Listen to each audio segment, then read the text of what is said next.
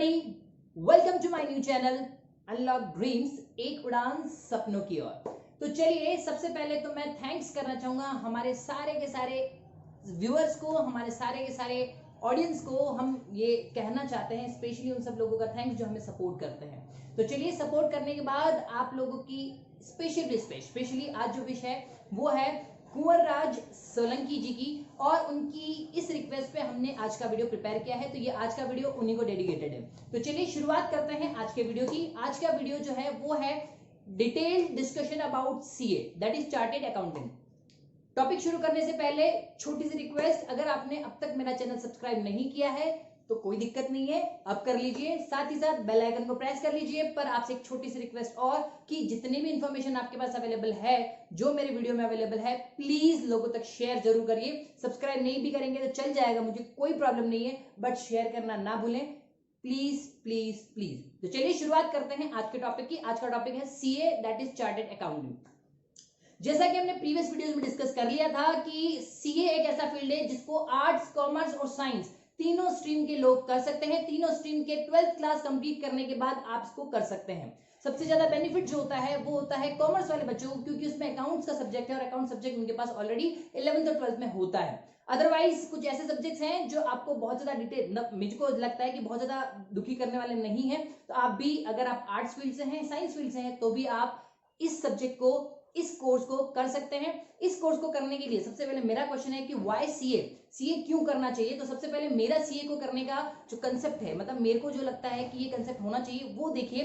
तो सीए करने के पहले सबसे पहला कंसेप्ट है all students can do it, that is science, commerce और आर्ट्स। कोई बाउंडेशन नहीं कि आपके पास कौन सा सब्जेक्ट होना चाहिए। तो आपको लगता है 12th के बाद आपको सीए करना चाहिए तो कर लेना चाहिए, उसमें कोई दिक्कत नहीं है।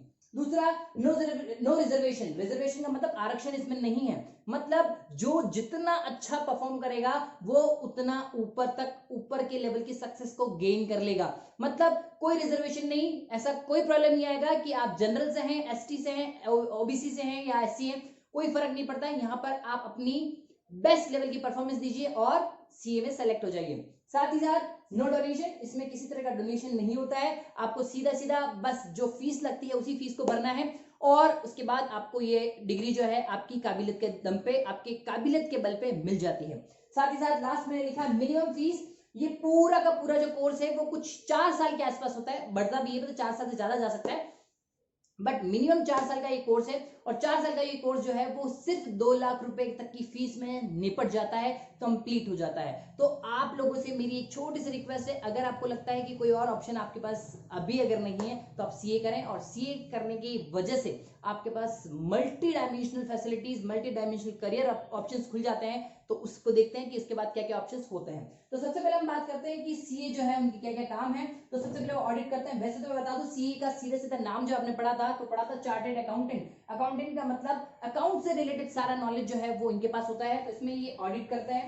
ऑडिट के बाद टैक्स एडवाइजरी इनके पास होती है, पोर्टफोलियो मैनेजमेंट करते हैं, फाइनेंशियल एडवाइजरी होती है, कंसल्टेंसी होती है, मेनी मोर के साथ कंप्लायंसेस हो सकती है, टैक्स के बारे में पूरा नॉलेज इनके पास होता है, ऑडिट का पूरा नॉलेज होता है। आप इनसे कैपिटल मार्केट जो है हमारा, उसके बारे में डिस्कस कर सकते हैं, जो फॉरेक्स मार्केट है उसके बारे में डिस्कस कर सकते हैं। मतलब ये जो लोग हैं वो कंपनी छोटी से लेके बड़ी तक सारी कंपनी के सारे जितने भी अकाउंट्स होते हैं उनका बेसिक बिल्कुल जीरो स्टार्ट से लेके उसका जितना एक्सट्रीम लेवल हो सकता है, सारे अकाउंट्स की डिटेल डिस्कशन, उसके ऊपर उसके सारा ऑडिट चेक करना, ये करना, सब कुछ यही करते हैं। तो ये है हमारे सीए। तो चलिए आज बात करते हैं सीए, इस छोटे से कोर्स के बारे में। सबसे पहले आप इस चीज को एक बार अच्छे से देख लीजिए। मैंने सामने जो लिखा है, सीए जो है मिनिमम 4 इयर्स की होती है। मिनिमम 4 इयर्स किस तरह से डिवाइड होते हैं हम पहले इसको डिस्कस कर लेते हैं। तो सीए को स्टार्ट करने पे, जैसे आपने 12th कंप्लीट किया, 12th कंप्लीट करने के जस्ट बाद आपको ऑप्शन मिलता है, आप उसका एग्जाम दे सकते हैं। और इसका जो फाउंडेशन एग्जाम है जिसको हम लोग बोलते हैं सीपीटी, कॉमन प्रोफिशिएंसी टेस्ट बोलते हैं सीपीटी।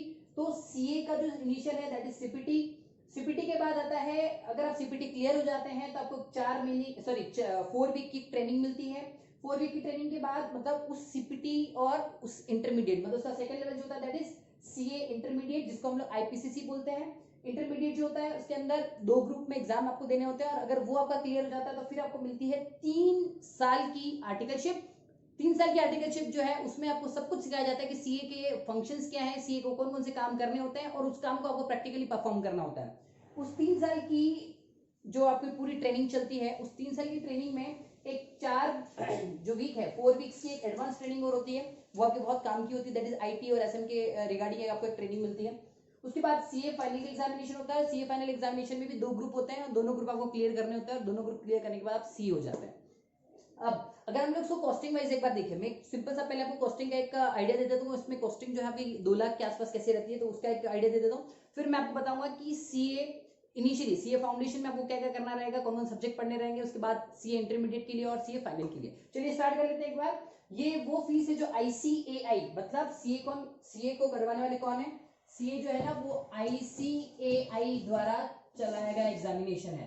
तो आईसीएआई वो ऑर्गेनाइजेशन है जो सीए के एग्जाम्स करवाती है, ये इसके लिए अथॉराइज्ड है। तो आईसीएआई जो है वो चार्ज करती है सीपीटी एग्जाम्स के लिए 9,200 रुपए रजिस्ट्रेशन फीस रहती है। फिर 13,500 रुपए 4 वीक की ट्रेनिंग की फीस रहती है। उसी में सीए एंटर जब करते हैं तो उसके लिए 18,200 रजिस्ट्रेशन रहता है।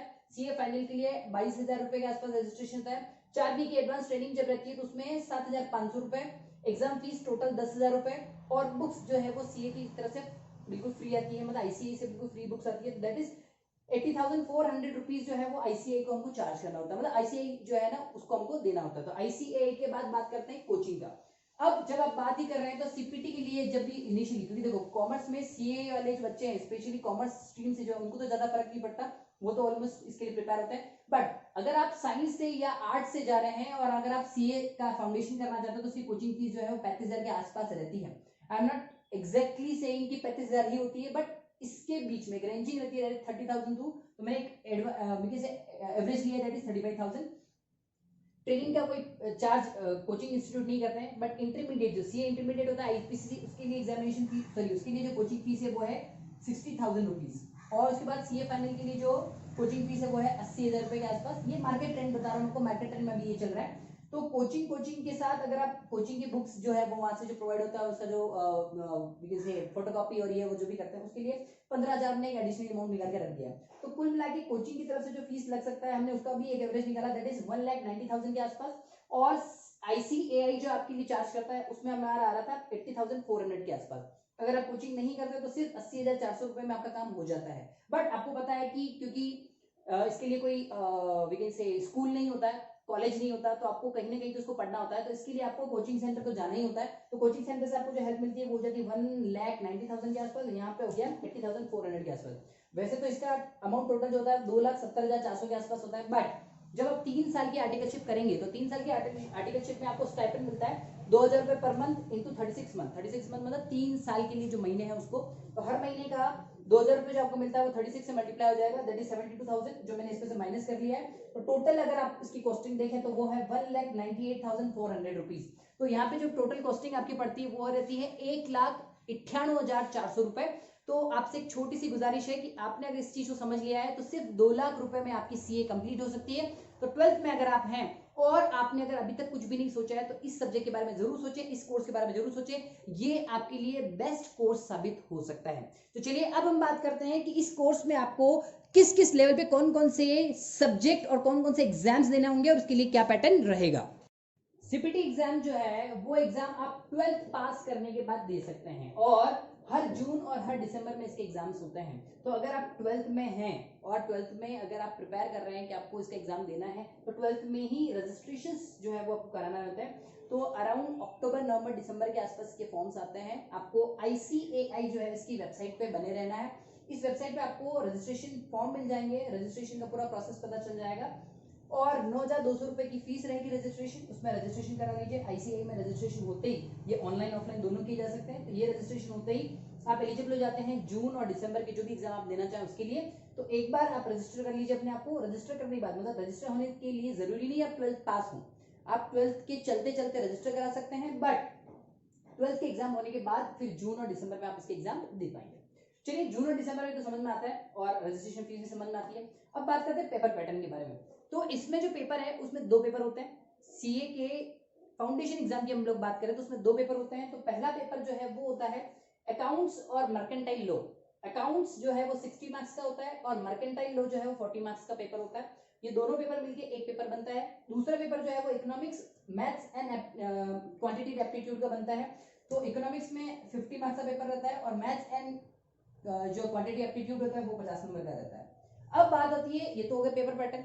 अब बात आती है कि इसमें माइनस मार्किंग होती है, तो बिल्कुल सही, माइनस मार्किंग होती है, आपको माइनस मार्किंग का ध्यान रखना है। चलिए दूसरी ओर बढ़ते हैं कि इसके पास होने का क्राइटेरिया क्या है। वैसे पास होने का एक नॉर्मल क्राइटेरिया तो ये है कि आपको 200 मार्क्स का जो पेपर है उसमें से 100 नंबर लाने हैं। मतलब ये 200 मार्क्स का जो पेपर है उसमें आपको कितने लाने हैं, इस 200 मार्क्स के पेपर में आपको बहुत ज्यादा कुछ नहीं लाना है, सिर्फ 100 मार्क्स लाने हैं। कितने लाने हैं, 100 मार्क्स। पर 100 मार्क्स लाने के पीछे भी एक बहुत बड़ा फंडा है, और वो फंडा क्या है, इंडिविजुअल सब्जेक्ट जो है ना उसमें 30% लाना भी जरूरी है। मतलब अकाउंट्स का पेपर अगर 60 मार्क्स का है तो 60 में से कम 18 नंबर तो इसमें होने ही चाहिए। मर्केंटाइल अगर 40 मार्क्स की तो इसमें से 12 नंबर होने ही चाहिए। इकोनॉमिक्स का 50 नंबर का पेपर तो 15 नंबर इसमें होने चाहिए, और मैथ्स एंड क्वांटिटी एप्टीट्यूड के अंदर 50 नंबर का पेपर तो इसके अंदर भी 15 नंबर तो होने ही चाहिए। मतलब इंडिविजुअल भी पास करना है, इंडिविजुअल भी 15 जो भी इसका क्राइटेरिया 30% वाला वो भी क्लियर करना है, और ओवरऑल सारे दोनों पेपर को मिला के आपको 200 में से 100 नंबर भी लाने हैं। तो अल्टीमेटली इसमें दो कंडीशन चलती है, तो एक तो एग्रीगेट चलता है और एक इंडिविजुअल चलता है। तो इंडिविजुअल सब्जेक्ट में 30 मार्क्स पासिंग लाना है, जबकि एग्रीगेट जो है ना आपको 50% बनना चाहिए, मतलब 200 में से 100 नंबर पूरे हो जाने चाहिए। अगर ये क्राइटेरिया फुलफिल कर लेते हैं तो आप सीपीटी का फाउंडेशन, जो सीपीटी फाउंडेशन एग्जाम जो है वो क्लियर कर लेते हैं, और उसके बाद आप एलिजिबल हो जाते हैं next CA intermediate, that is IPCC के लिए आप रेडी हो जाते हैं। अब मैं छोटी सी बात और बता दूं, एक्चुअली कॉमर्स वाले के लिए ये सीपीटी का एग्जाम इजी क्यों रहता है वो बता देता हूं। तो अकाउंट्स कॉमर्स वालों के लिए 11th और 12th में सब्जेक्ट होता है, इकोनॉमिक्स उनका सब्जेक्ट होता है, अगर मैथ्स लेकर उन्होंने पढ़ा है तो मैथ्स भी उनका एक सब्जेक्ट बन जाता है। तो उनके लिए क्या है, अकाउंट्स, इकोनॉमिक्स और मैथ्स, ये तीन सब्जेक्ट, मतलब 60 मार्क्स यहाँ से 50, 60 एंड 50 110 प्लस 50 मार्क्स, ये कितने हो गए 160 मार्क्स उनके लिए रेगुलर स्टडीज में आते हैं, सिर्फ वो मर्केंटाइल में एक्स्ट्रा पढ़नी होती है। इसलिए ये कॉमर्स वालों के लिए थोड़ा सा आसान हो जाता है, पर मुश्किल आर्ट्स और साइंस वालों के लिए भी नहीं है, वो भी इजीली 6 मंथ की कोचिंग करके इसको कवर कर सकते हैं। तो इसलिए ये जो कोर्सेज है वो बहुत अच्छे हैं, और साइंस कॉमर्स और आर्ट्स सबको इसके लिए जाना चाहिए। जिन लोगों ने अभी तक प्लान नहीं किया वो प्लान कर लीजिए। अब बात करते हैं फाउंडेशन के बाद आते हैं सीए इंटरमीडिएट के ऊपर। सीए फाउंडेशन के बाद आता है सीए इंटरमीडिएट। जैसे ही आप सीए फाउंडेशन के एग्जाम सीपीटी क्लियर कर लेते हैं, उसके बाद आपको अराउंड 9 मंथ का टाइम मिलता है, जिसके बीच में आपको एक ट्रेनिंग करवाई जाती है जो वन मंथ के आसपास की होती है, दैट इज 4 वीक्स के आसपास, जिसके 13,500 उसका रजिस्ट्रेशन रहता है, और उसकी फीस अलग से होती है। फिर आप करते हैं इंटरमीडिएट के लिए रजिस्टर, और इंटरमीडिएट एग्जाम आईपीसी के लिए रजिस्ट्रेशन फीस जो है वो 18,200 रुपए है। उसके बाद इसके एग्जाम में, मतलब इसमें जब आपको टाइम मिलता है 9 मंथ के अराउंड, आपको जो टाइम मिलता है उसमें आप पढ़ाई करते हैं, और पढ़ाई करने के बाद आपको पेपर देने होते हैं। तो इसमें 2 ग्रुप में पेपर होते हैं, आप चाहें तो दोनों ग्रुप को अलग अलग भी दे सकते हैं। तो एक 6 मंथ में, मतलब एक ये दे देंगे, अगले 6 मंथ में उसका ये दे देंगे, या फिर दोनों ही अगर आप साथ में देना चाहें, आप दोनों ही प्रिपरेशन कर सकते हैं, दोनों साथ में देने, तो ग्रुप 1 ग्रुप 2 दोनों साथ में भी हो सकते हैं। ग्रुप 1 और ग्रुप 2 इनके जो एग्जाम्स होते हैं, मैं बता दूं, इनके जो एग्जाम्स होते हैं वो होते हैं इंटरमीडिएट के एग्जाम्स मई या फिर नवंबर, 2 एग्जाम्स, मतलब एक बार मई में होता है, एक बार नवंबर में होता है। जबकि सीपीटी के एग्जाम्स कब होते थे, मैंने आपको बताया था जून और दिसंबर में, तो इसके मई और नवंबर में इसके एग्जाम्स होते हैं। चलिए ग्रुप 1 की बात कर लेते हैं। ग्रुप 1 के अंदर 4 मेजर सब्जेक्ट जो है वो आपको दे रखे हैं, जिसमें अकाउंटिंग है 100 मार्क्स की, दूसरा सब्जेक्ट है बिजनेस लॉ या फिर कंपनी लॉ, उसी के साथ में आता है एथिक्स एंड कम्युनिकेशन। ये 4 सब्जेक्ट मिलके 30 और 30 तो हो गया बिजनेस लॉ और कंपनी लॉ के लिए, और एथिक्स और कम्युनिकेशन हो गया 20-20 मार्क्स, ये सब मिलके 100 नंबर का पेपर होता है। Cost accounting and financial management मिलके 50-50 नंबर के, दोनों मिला के 100 नंबर का पेपर ये होता है।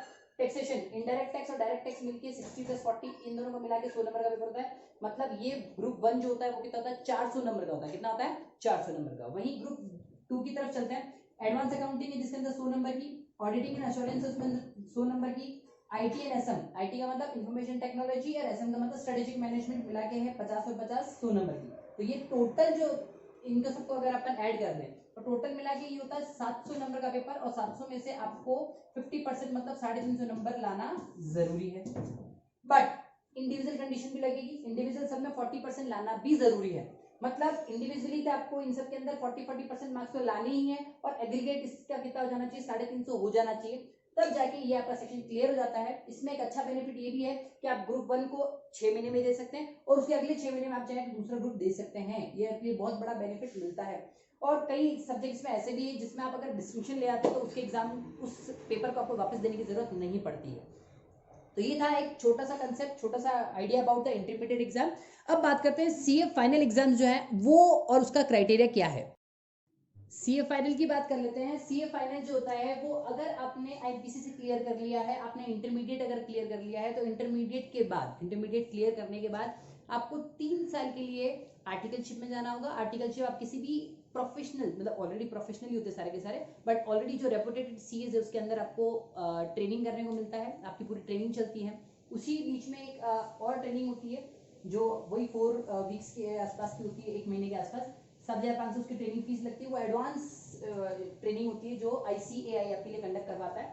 उसके अलावा 3 साल के लिए आपको पूरा का पूरा जो आर्टिकलशिप का प्रोसेस है वो फॉलो करना होता है। वहां से सीए जो होता है वो रजिस्टर करके देता है कि इन्होंने 3 साल अपनी ट्रेनिंग पूरी कर ली है, और उसके बाद आप एलिजिबल हो जाते हैं आपके फाइनल एग्जाम्स के लिए। तो उसका रजिस्ट्रेशन कराने के लिए 22,000 फीस लग जाती है, तो वो फीस आपको पे करनी है।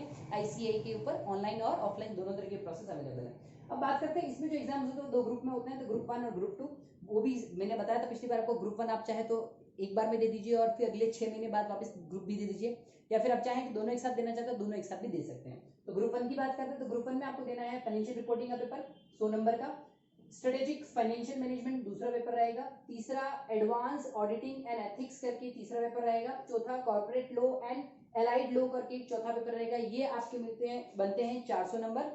400 नंबर में ग्रुप 2 और आता है, strategic cost management and performance evolution एक पेपर।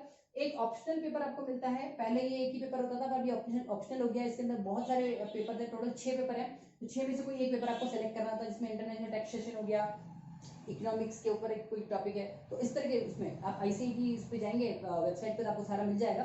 तो इसमें आपको 6 सब्जेक्ट में से कोई एक सब्जेक्ट लेना होता है। उसके बाद आता है third subject, that is international taxation, साथ ही साथ चलता है DTL, that is direct tax laws, और फाइनली आता है fourth paper, that is IDT laws, that is indirect tax laws. ये सब भी 100 नंबर के पेपर हैं, ये सब 100 नंबर के पेपर है, ये सब 100 नंबर के पेपर मिलके 800 नंबर बनते हैं, और 800 में से आपको कितने लाने हैं, 400। और क्राइटेरिया बिल्कुल वही रहता है, आपको इंडिविजुअल सारे सब्जेक्ट्स में 40% मार्क्स लाने हैं, और एग्रीगेट आपका 50% नंबर हो जाना चाहिए। और इनमें भी अगर आप किसी सब्जेक्ट के अंदर डिस्टिंक्शन लेके आते हैं, मतलब जो मार्क्स है वो 75 क्रॉस कर जाते हैं, तो डेफिनेटली वो पेपर आपको वापस देने की जरूरत नहीं पड़ती है। तो ये था एक बेसिक क्राइटेरिया जो आज हमने सीखा सीए के बारे में, ये कंप्लीट डिटेल जो मैंने आपको बताई सीए के बारे में। अब अगर आप सीए बन जाते हैं तो सीए बनते ही आपकी जॉब, वैसे तो सीए अपने आप में बहुत प्रोफेशनल और बहुत ही एडवांस स्किल्ड जॉब है, तो इसको आप जब कंप्लीट कर लेते हैं तो इसमें लगते ही स्टार्टिंग जॉब सैलरी जो आपकी डिसाइड की गई है ऑलमोस्ट, वो है 70 to 80,000 स्टार्टिंग सैलरी। तो ये बहुत अच्छा जॉब ऑप्शन है, और सबसे कम इसकी फीस भी रहती है। तो आप लोगों से मेरा सिर्फ यही है कि अगर आप कोई ऑप्शन के बारे में सोच रहे हैं तो इसके बारे में एक बार जरूर सोचिएगा। क्यों? क्योंकि इसमें आप जॉब भी कर सकते हैं, साथ के साथ अपना खुद का बिजनेस भी स्टार्ट कर सकते हैं, मतलब खुद का अपना फर्म चालू कर सकते हैं, और ये बहुत ही अच्छा ऑप्शन है आपके करियर को ग्रो करने के लिए। तो चलिए आज के लिए इतना ही था। अब नेक्स्ट वीडियो में बने रहिए हमारे साथ, मुस्कुराते रहिए और अपने आसपास सफाई बनाए जरूर रखिए। अगर छोटी सी रिक्वेस्ट है मेरी, अगर आप लोगों ने मेरे चैनल को सब्सक्राइब नहीं किया तो सब्सक्राइब कर लीजिए। अब सब्सक्राइब नहीं भी करेंगे तो चलेगा, बट इसको शेयर करना ना भूले, ये इन्फॉर्मेशन सबके पास पहुंचनी जरूरी है। थैंक यू सो मच, फिर से मिलेंगे, बाय।